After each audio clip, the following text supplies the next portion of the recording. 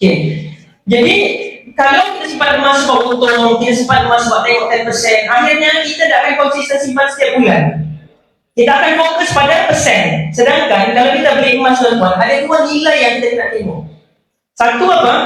Kenaikan 10% itulah yang mana semua orang tengok. Satu lagi, apa yang sepatutnya kita lebih tekankan? Kenaikan apa? Kenaikan gram. Siapa dekat sini dia fokus pada kenaikan gram setiap tahun? Angkat tangan sikit. Tinggi-tinggi.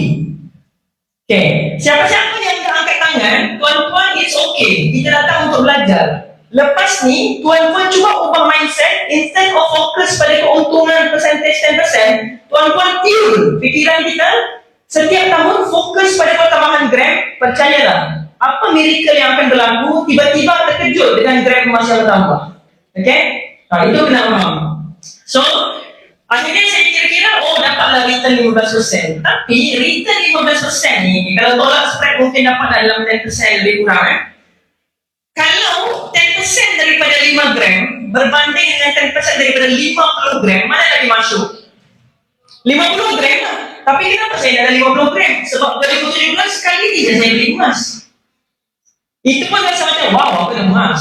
Itu kan, padahal gram baru 5. Tapi kalau orang obses dengan peningkatan gram, dia tak rasa banyak 5 gram. Dia fokus next target 10 gram, next 20 gram, next 100 gram. Macam tu.